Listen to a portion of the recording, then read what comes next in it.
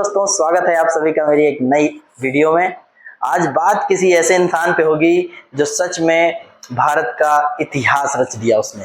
दोस्तों, बिहार राज्य में गया जिले में एक गहलोर नाम का एक छोटा सा गांव जो कि आज भी पिछड़ा है। और एक जमाने में, मैं उस जमाने की बात कर रहा हूं जब देश आजाद हुआ था, 1950 में वो इतना पिछड़ा हुआ था कि वहां पर ना सड़क थी ना कोई व्यवस्था थी।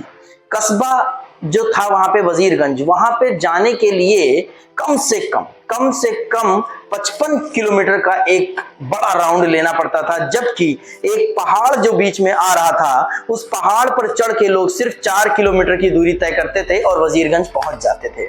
दोस्तों, इस पहाड़ की एक अजब सी कहानी है, इस पहाड़ की एक बहुत बड़ा इतिहास है जिसको रचा है दशरथ मांझी ने, जिनको आज द माउंटेन मैन के नाम से जाना जाता है, जिन्होंने केवल और केवल अपने मोहब्बत, अपने प्यार, अपनी पत्नी के लिए इतना बड़ा पहाड़ केवल छेनी हथौड़ी से काट के रख दिया। दोस्तों जी हाँ, एक बहुत बड़ा मोटिवेशन। जब से मैंने इनके बारे में सुना है, जब से मैंने इनके बारे में जाना है, मुझे अजीब सा खलबली मच रही है कि मैं क्यों ना इनके ऊपर बात करूं। दोस्तों, आज मैं इनके ऊपर बात करने वाला हूं, बल्कि बहुत सारे लीडर्स ने बात करी है, लेकिन मेरा भी मन नहीं मान रहा है कि मैं बिना इनको अपनी तरफ से डिस्क्राइब किए हुए रह पाऊं। दोस्तों, इनको सुनने के बाद, इनको जानने के बाद घर में बैठना मुसीबत हो जाएगी आपके लिए। जितना भी लीडर्स है, जितना भी इंसान काम करना चाहता है, इनको देखने के बाद आप सच में आपके पैर घर में नहीं रुकेंगे। दोस्तों, इनकी कहानी शुरू होती है 1960 से। शादी बचपन में हो चुकी होती है, क्योंकि एक छोटे से परिवार से हैं, इतने छोटे परिवार से जहां पे खाने पीने तक की मारामारी है, छुआछूत का जमाना है। कोई भी पंडित, कोई भी छोटे इंसान को नहीं छूता था, बड़ी छुआछूत के दौर था। कोई भी छोटी जाति का बड़ी जाति के सामने से नहीं गुजरता था, मंदिरों में जाके पूजा नहीं कर पाता था। ऐसी चीजें, इतनी ज्यादा छुआछूत उस समय थी, और ये इतने छोटी जाति के थे कि मूस मार के खाने का काम इनका था, मतलब चूहा मार के खाते थे ये लोग।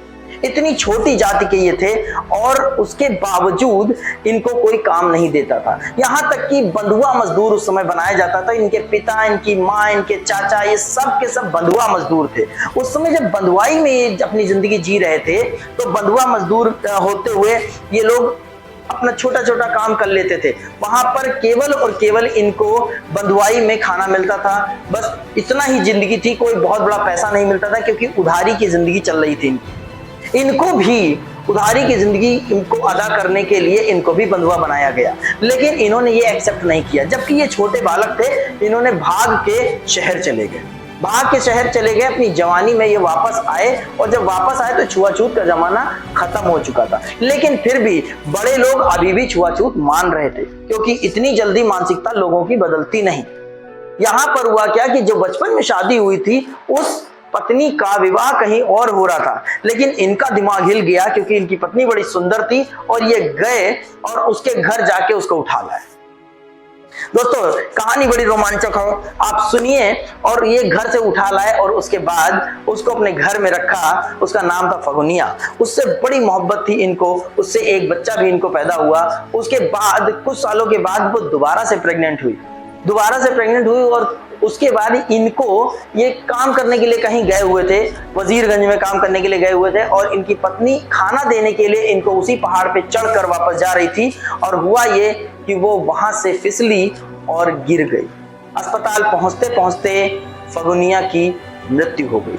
फगुनिया का मरना, और फिर भी उसने जिस बेबी को जन्म दिया, जन्म दे के वो इस दुनिया से चली गई।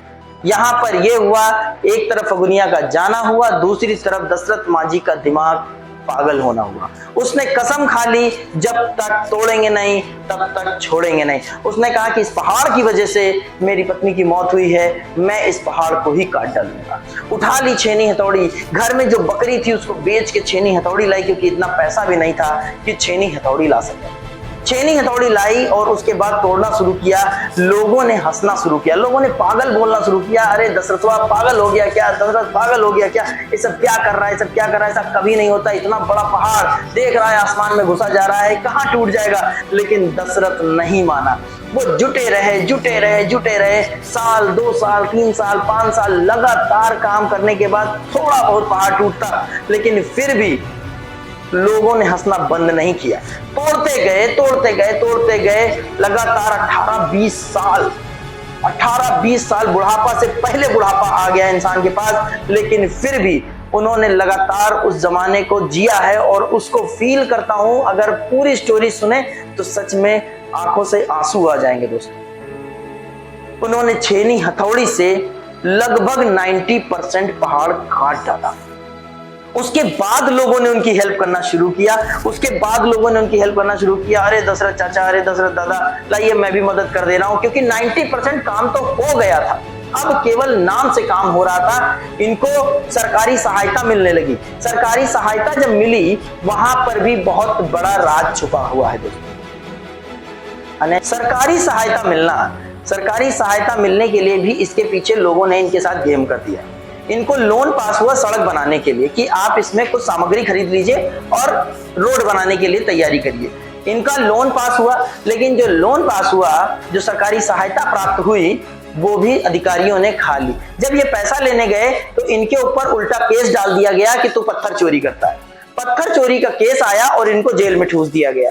जब जेल में ठूस दिया गया, फिर इसके बाद इनको वहां से निकाल लिया गया। निकाल इसलिए गया क्योंकि वहां पर एक पत्रकार था, उस पत्रकार ने इनकी बड़ी मदद करी। वहां से उस पत्रकार ने उस इंसान के खिलाफ मोर्चा डाला और सारा गांव आके खड़ा हो गया कि दशरथ माझी ने ऐसा काम किया है, कोई गुनाह नहीं किया है। तब इनको छोड़ दिया गया। वहां से जब छोड़ दिया गया तो इन्होंने ठाना कि ये मेरे साथ गलत हुआ है, मैं इसके लिए दिल्ली तक जाऊंगा। इन्होंने दिल्ली जाने के लिए ट्रेन तो पकड़ी, लेकिन ट्रेन से भी इनको धक्का दे दिया गया और भगा दिया गया कि तेरे पास पैसे नहीं है, अब तू ट्रेन से जाने लायक नहीं है। इन्होंने ठाना कि मैं पैदल ही दिल्ली जाऊंगा। 1300 किलोमीटर दोस्तों, 1300 किलोमीटर बंदा पैदल गया। पैदल वहां पहुंचते हैं, वहां पर भी कोई बात नहीं बनी। वहां से भी पुलिस वालों ने इनको बिहार की ट्रेन में ठूंस के वापस भेज दिया। जब यहाँ आते हैं, यहाँ फिर उसी काम में जुट जाते हैं। पत्थर तोड़ना, दिन रात पत्थर तोड़ना, क्योंकि पहाड़ तोड़ना था, छोटा मोटा पत्थर नहीं। 20-22 साल लगे दोस्तों कंटिन्यू। कभी सोचिएगा किसी एक काम को करके 20-22 साल, इससे मुझे मोटिवेशन क्यों मिलता है। 20-22 साल किसी एक काम के पीछे ठने रहना, इतनी दिक्कतें आई होंगी रास्ते में, जरा फील करके देखिएगा। अपने मोहल्ले का एक छोटा मोटा टीला तोड़ के देखिएगा, लेकिन ये तो पहाड़ था, 4 किलोमीटर का पहाड़ इन्होंने अकेले काटा। लास्ट के मोमेंट पे जब 95% काम हो गया, तब लोगों ने केवल पत्थर हटाने का काम किया और वहां पर रास्ता क्लियर कर दिया। आज भी दशरथ पथ के नाम से, दशरथ माझी पथ के नाम से जब आप जाओगे तो आपको मिल जाएगा। गूगल पे सर्च कर लीजिएगा, यूट्यूब पे सर्च कर लीजिएगा।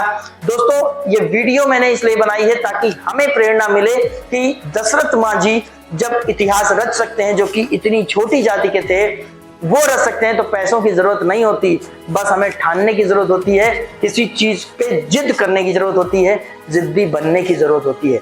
इसलिए मैं यही चाहूंगा कि आप सभी लोग अपनी जिद पे कायम रहें, काम करें, मगर जिद्दी बन के करें।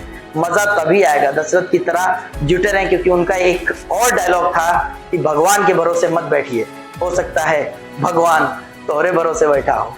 Thank you very much. आपने मेरी वीडियो को देखा, इसे लाइक करिए, सब्सक्राइब करिए और शेयर कर दीजिए जिनको इनकी जरूरत है। Thank you very much.